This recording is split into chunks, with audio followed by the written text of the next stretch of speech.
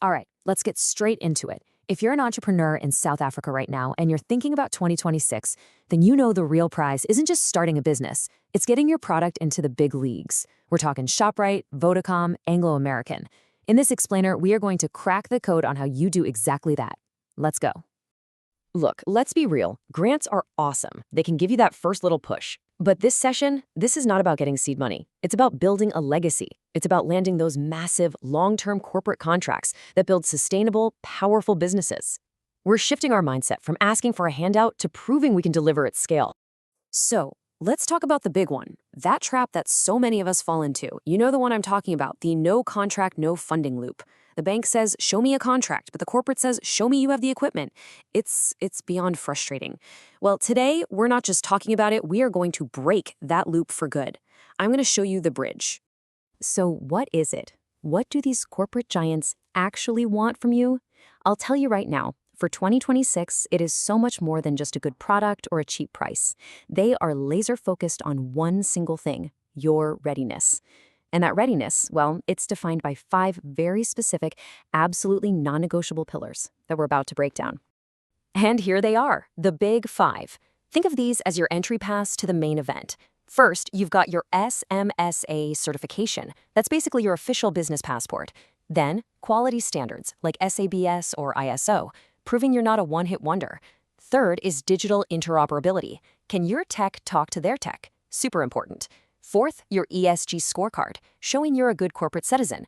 And number 5, the letter of intent. That one is the master key that unlocks all the funding.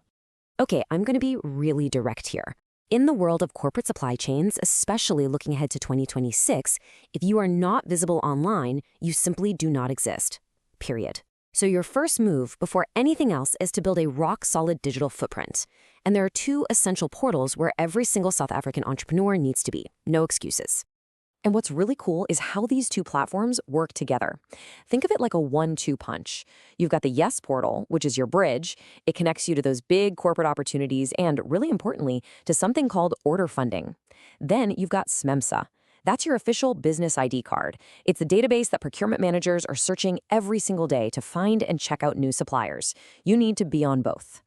And just so you get the scale of this, the Yes Gamechangers Challenge alone is targeting 1,000 young entrepreneurs this year. So let's be clear, this is not some small little pilot program. This is the main highway connecting youth-led businesses to corporate South Africa.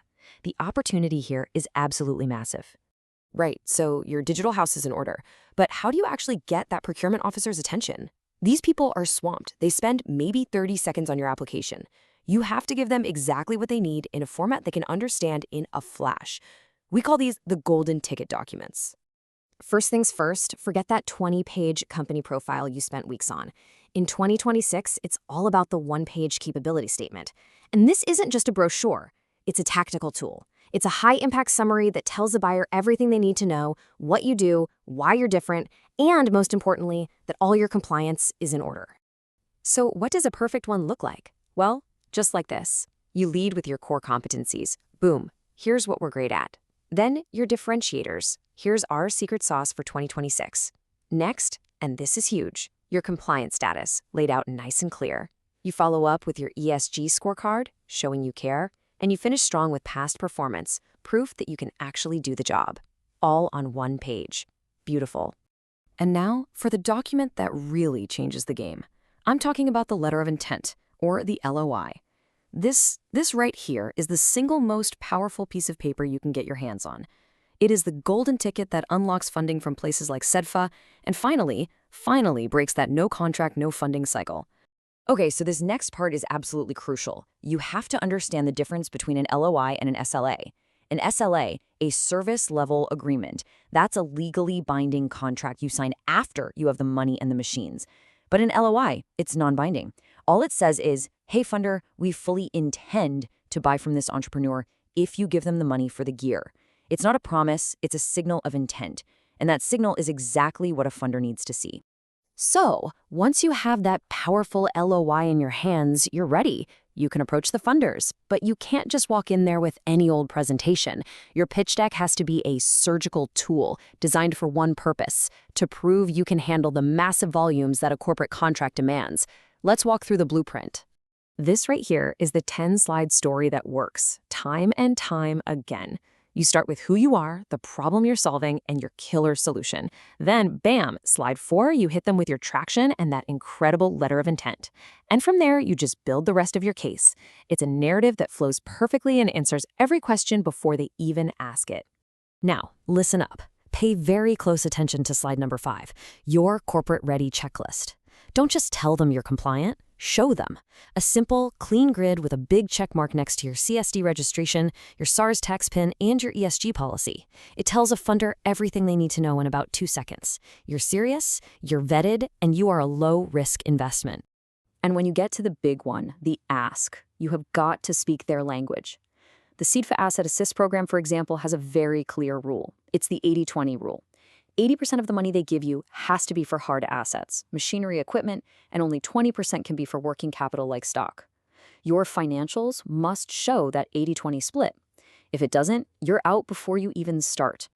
Wow, okay, we have covered a ton of ground. So what I want to do now is just pull it all together into one simple step-by-step action plan. So go ahead and get your phones out because this next slide, this is your screenshot moment. This is your entire to-do list for the next few weeks. And there it is, your 2026 Supplier Readiness Checklist. On the left, you've got your document vault, every single piece of paper you need ready to go. In the middle, your market access bridge, the key people and platforms you need to connect with. And on the right, some pro tips to make sure you do it right. So go on, take a screenshot of this, print it out, stick it on your wall. This is your roadmap to success. And here's a little pro insight for you, a small detail that makes a huge difference. When you save that awesome one-page capability statement, you have to make sure the final PDF is under 2 megabytes. Why? Because these big corporate procurement portals are old and clunky, and they have strict upload limits. A tiny detail like this shows them you're a pro who gets it. It can literally be the difference between getting seen and getting rejected by a computer. Okay, you have the checklist, you have the knowledge, you have the secret codes, but information without action is just, well, it's just noise, right? So the big question is, what is your very first move going to be to get the ball rolling starting today? Here it is, your 48-hour mission.